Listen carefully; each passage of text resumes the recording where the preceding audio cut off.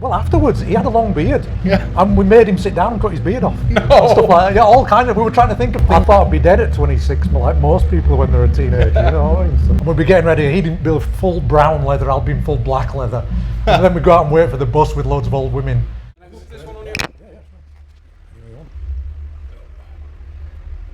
So, I'm here with Gregor Mackintosh from Paradise Lost. Greg, welcome to Bass and Fire Fest. I wanted to know a little bit about how you kind of came up with this sound back in the day when you started. What was your major influence kind of musically? Right at the start. Yeah.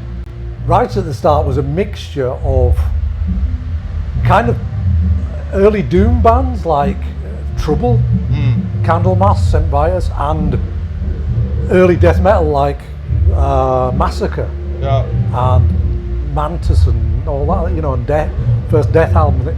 So we were kind of blending the two things together, and then you get your own sound because you're limited by your ability, and B, the gear you can afford. So you just get an old pedal from somewhere from a second-hand shop, but that becomes your sound, you know. It was the same for every band then. Every band sounded like whatever pedal they bought, you know. Because your guitar sound is quite distinctive. I mean, you really have your own sound. I think I could hear who you are from almost whatever song there is. And so that kind of came out of this, kind of just the necessity of being able to create with whatever you had. Kind of, but really it was, the guitar style was more broad.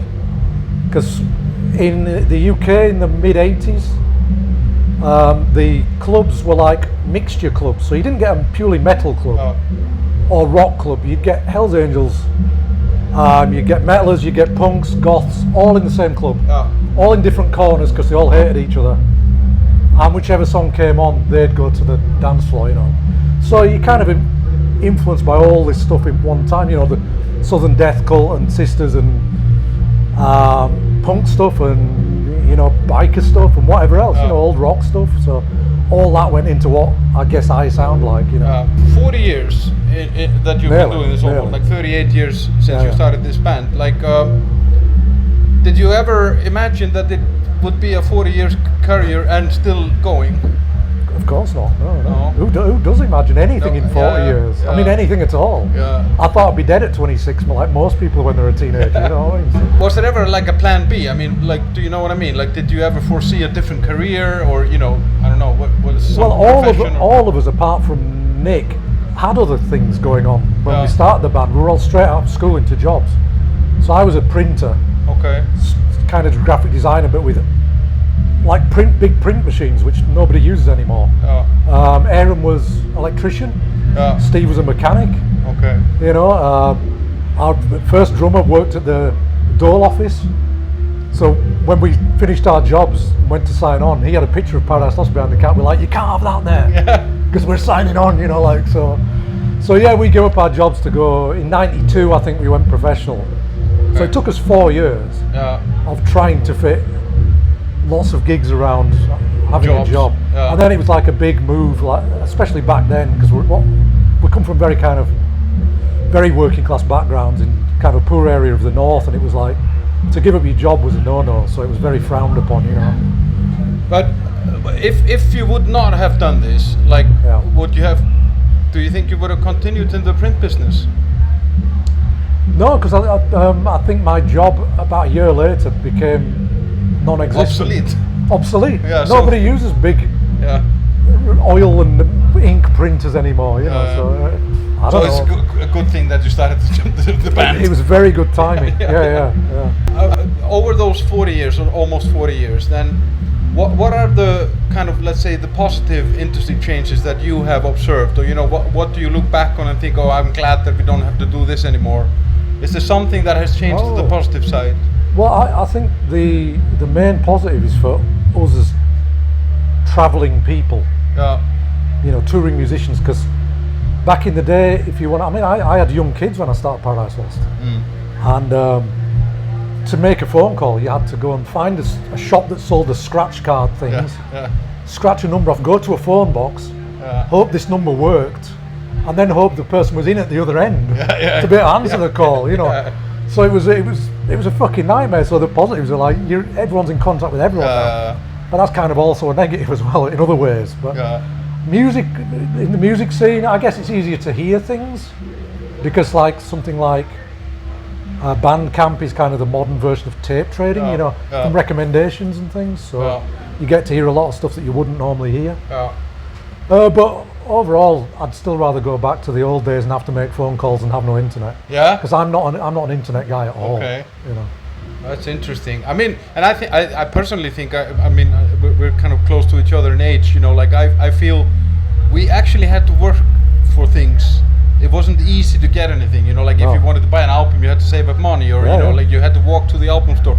Now everything is just at the click of a finger, you know, and that kind of makes it, you know, not as rewarding somehow. Yeah, I mean, you invested in an album, so you gave it time. Yeah, exactly. I remember many albums that I got and I thought, this is terrible, I'm going to take it back. And the guy wouldn't take it back, so I had to make myself listen to it over and over until I liked it, you know. Yeah, I have a few of those as well. Now, you guys, you had this thing called Painless, which was kind of like a fan club or a following back when you were starting. And I shared with my followers on social media like that I was going to do an interview with you guys and asked them if they had some questions. And they asked about the specific incident or guy, Painless member number 64. He's Icelandic, not this guy, another Painless member. There's a lot of them in Iceland though. Wow. He asked about the specific event with the surströmming, this Swedish fish. Is this story true? Yes. Totally and what's true. the story? It's totally true, and it was, we did a tour, I don't know, 93, 94, I don't know.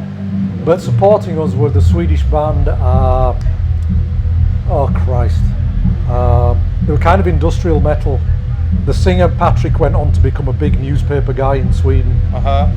Fuck, it slipped my mind for now. Okay. But you can look it up, it's easy to find. They had a standing bass player for the tour. And on the last night he thought it'd be a crazily good idea. We had these huge industrial fans on stage to just open it up, tip it on the thing. I think the venue was in Belgium. And it was all theatre, all wood. And he tipped it onto the thing and it just went whoosh, straight over Nick first and then over the audience. And just oil being blown around everywhere, and people throwing up, and Nick throwing up, and the venue had to close for months and be fumigated, and like wood stripped out and things like that. It was a big misfire by the guy. You know, I kind of feel sorry for him now. Yeah, he must have felt really bad when he realised. Well, afterwards he had a long beard. Yeah. And we made him sit down and cut his beard off. No. And stuff like that. Yeah, all kind of. We were trying to think of things to do to him. Punishment. Like, yeah, that's great. Yeah. I mean, well, probably not great when it happened, but it's a great memory though. Yeah, but it is now. Yeah. Usually the bad things that happen, you have more to talk about. Yeah. Like the 92 tour we did of America with Creator and Morbid Angel. Creator left wing, Morbid Angel right wing. We were escapism. Yeah. Down the middle, and we're like, oh fuck, what is this? And we had 7 weeks of this shit, and it's like there's so many stories from that tour. Yeah. You know? You're on an airplane by yourself. It's crashing down. And you're going to survive on a deserted island. What are the 3 CDs that you take with you? Because you have a solar-powered CD player with you. Oh, okay, yeah. So 3 CDs to take to a deserted island. Well, I mean, one of them's pretty easy. It's got to be the first Candlemas album, Epic as Doom, because it kind of, to me, it's a bit of a. There's no 100% album for me, but there's no real filler on it to me. Every bit has something, and it's where I kind of stole a lot of my lead guitar tone from. Okay. Especially on Crystal Ball, the solo. It's kind of like, I love that, I wonder how I got that. And it's like, for years I was chasing it, then I gave up because it was in the guy's fingers, but it's like, then you become like, you know, it becomes part of your sound maybe. So, yeah, Candlemaster's first album. I like lots of different kinds of music now, but if you're talking about because of the 18-year-old me, you know, when you get into music, it burns into you. Yeah, exactly, that's in the DNA. It'd have to be a Trouble album. Yeah. It'd have to be Psalm 9 probably. Okay. And maybe it's a tough one, but me and Nick used to live together.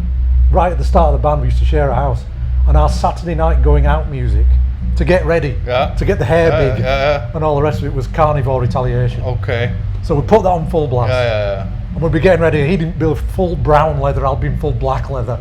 And then we'd go out and wait for the bus with loads of old women, you know, to get the bus into town. But you were super hyped. Oh yeah. Pumped from Carnivore. Yeah, that's great.